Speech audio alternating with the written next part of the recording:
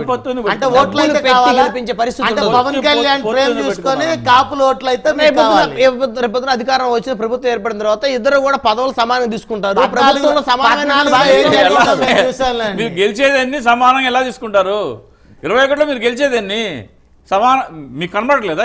గెలిచే పరిస్థితులు లేకుండానే 0.5% ఉన్న బీజేపీకి 6 పార్లమెంట్ సీట్లు ఇచ్చారు. ఎందుకు బీజేపీ దగ్గర కాళ్ళ బేరానికి వెళ్ళి రోజు ఢిల్లీలు పరిగెత్తారు? ఏముందని చెప్పి ఢిల్లీకి వెళ్ళి పరిగెత్తుకుంటా అంటే కూటమి బలం గెలవలేము అనే ఉద్దేశంతో రేపు కేసుల్లో మమ్మల్ని ఎక్కడైనా జగన్మోహన్ రెడ్డి గారు అధికారంలోకి వస్తే నన్ను మా అబ్బాయిని ఇబ్బంది పడతారు అని చంద్రబాబు నాయుడు గారు చేసిన కుటిల ప్రయత్నం మాత్రమే అది. బీజేపీ అండతో బీజేపీ ఎలా అయినా కేంద్రంలో గెలిచిద్ది, బీజేపీ మనకు అండుంటే చాలు, మనం ఏదైనా చేస్తాం అనేది ఉంది. రైట్ రజనీ గారు, చివరికి మేనిఫెస్టోలో కూడా కూటమి అని చెప్తున్నారు. ముగ్గురు మేనిఫెస్టో ఉండాలి కదా. అక్కడ పవన్ కళ్యాణ్ గారు చంద్రబాబు నాయుడు గారు మాత్రం ఎందుకున్నారు? బీజేపీని ఎందుకు ఇంక్లూడ్ చేయలేదు? బయట విశ్వసనీయ సమాచారం ప్రకారం ఢిల్లీ నుంచి వస్తున్న ఇన్ఫర్మేషన్ ప్రకారం మీ వాగ్దానాలకి మాకు సంబంధం లేదు, మమ్మల్ని ఇంక్లూడ్ చేయొద్దు అని మోడీ గారి దగ్గర నుంచి డైరెక్ట్ ఇన్స్ట్రక్షన్స్ వచ్చినాయని చెప్తున్నారు. ఇక్కడ నరేష్ గారు, కూటమి వాగ్దానాలకి బీజేపీ సంబంధం లేదని ఎక్కడ కూడా బీజేపీ బహిరంగంగా చెప్పాల్సిన అవసరం లేదండి.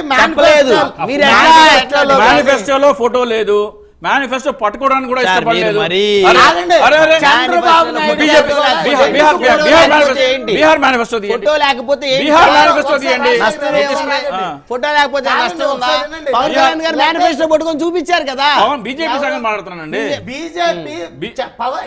చూసాను, ఆ వీడియో చూసాను. చంద్రబాబు నాయుడు గారు ఏమన్నారు? బీహార్ మేనిఫెస్టోలో ఎందుకుంది నితీష్ కుమార్ ఫోటో? ఇదే చంద్రబాబు నాయుడు గారు బీజేపీతో పొత్తు ఎందుకంటే కేంద్రంలో బీజేపీ అధికారంలోకి వస్తుంది, వాళ్ళ ద్వారా మనం రాష్ట్రానికి ఫండ్స్ ఎక్కువ తీసుకొని వస్తాం, బీజేపీ సహకారం అవసరం అని చెప్తున్న చంద్రబాబు నాయుడు గారు చాలా బహిరంగ సభల్లో మీటింగ్ ప్రెస్ కాన్ఫరెన్స్ లో చెప్పిన చంద్రబాబు నాయుడు గారు బీజేపీని ఎందుకు ఇంక్లూడ్ చేయలేదు మేనిఫెస్టోలో? ఒకే ఒక చిన్న ఉదాహరణ చెప్తాను.